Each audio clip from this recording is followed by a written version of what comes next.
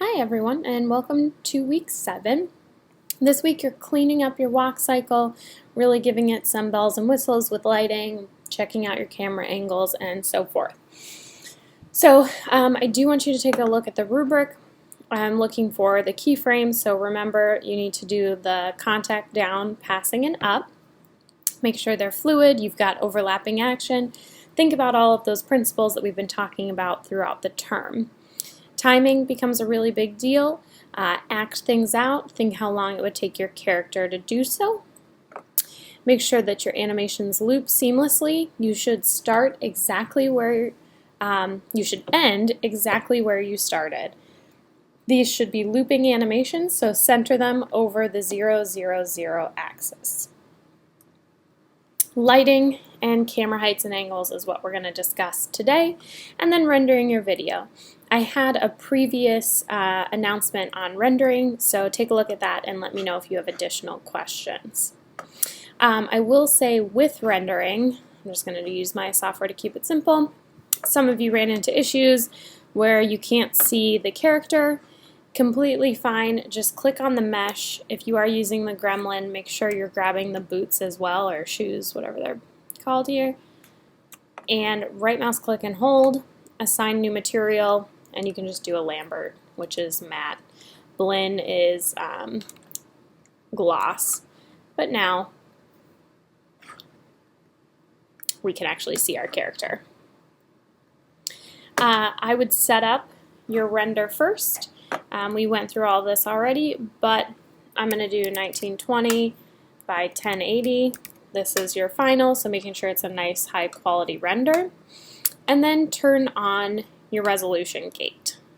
Okay? So we have a couple of options. You can create a camera from here. A camera on its own is just one piece. You rotate and move the camera. Camera and aim allows you to have the camera and then a target point that you can have it always be aimed at.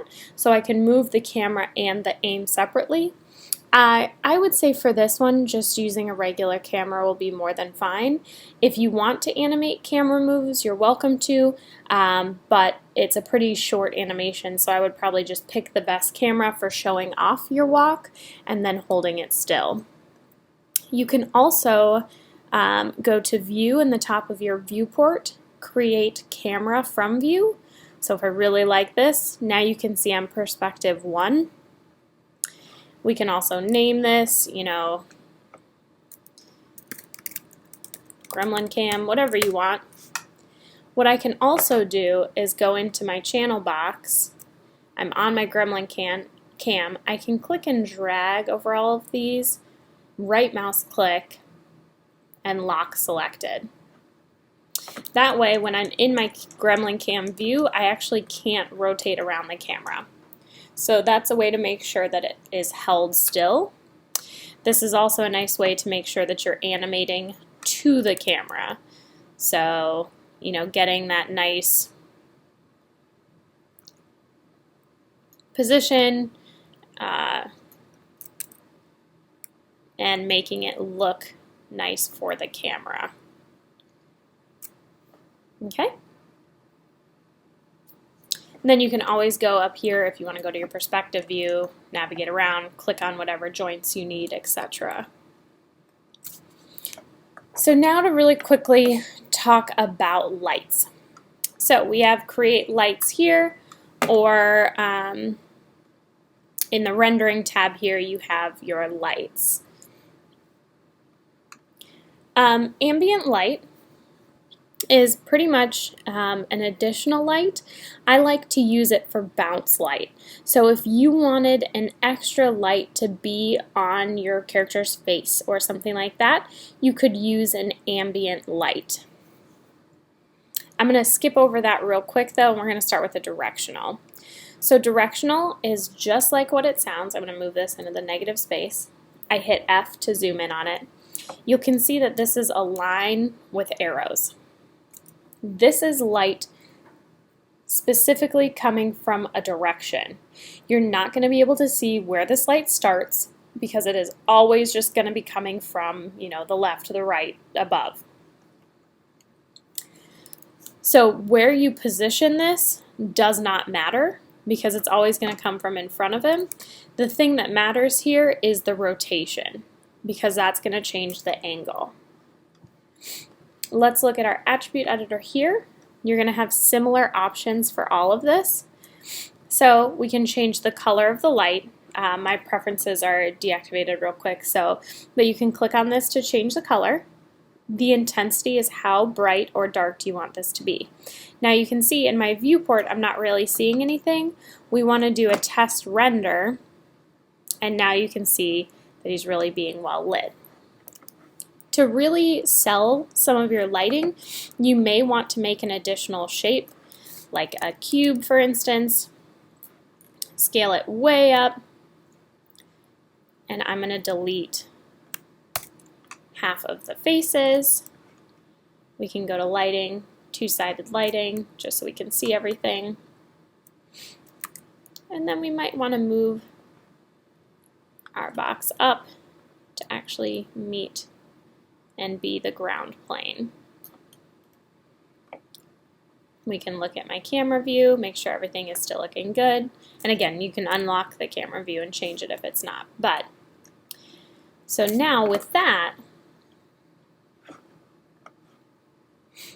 we can see more. This isn't getting lit because the light isn't towards it.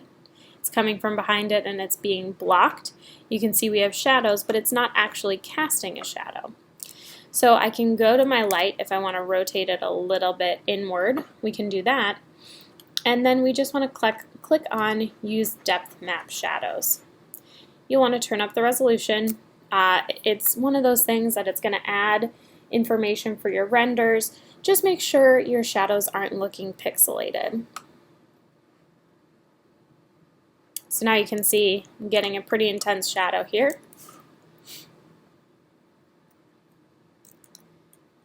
And I had moved my view. Okay, something to play around with. The interesting thing in Maya is it's not going to take one light to light your scene the way you want it. You're an artist, so you get to pick the different lights that are going to add up to make the light that you want, if that makes sense. So a directional light would be kind of like the sun. I'm going to turn that one off. A point light, just like what it sounds, light coming from a point in space.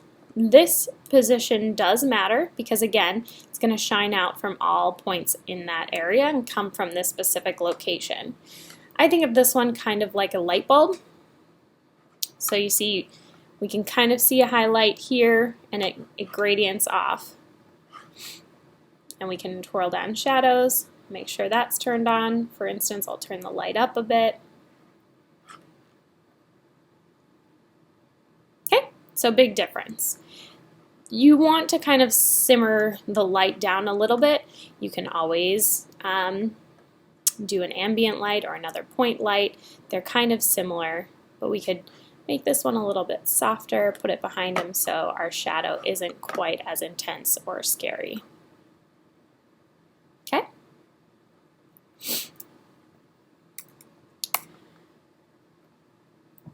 We have a spotlight. This one is kind of like a flashlight. So you're going to get that cone, position, and angle matter. Sorry, I didn't zoom in on the other one, but you can see we have this cone with an arrow to show where it is going to cast its light.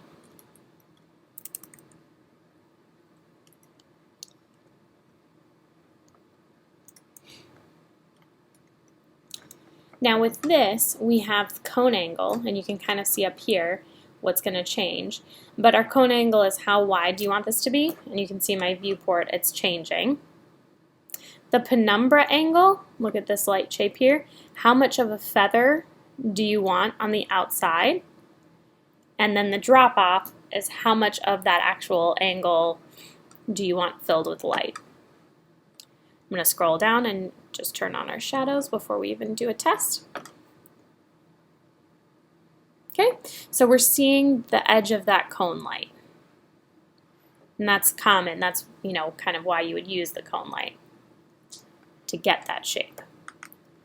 So again, we can turn that up, feather it out.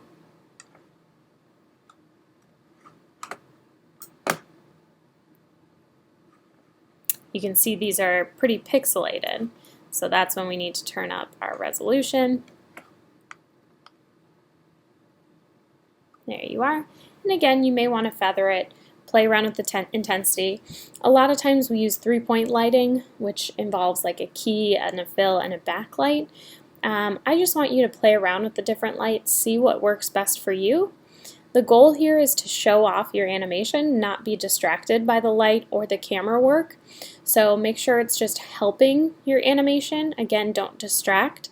You don't want to blow out anything, have anything be so white that we can't see it, and you don't want to lose everything in the shadows. Getting a nice, you know, warm gray tone will really help your animation. Okay, so let me know if you have any questions.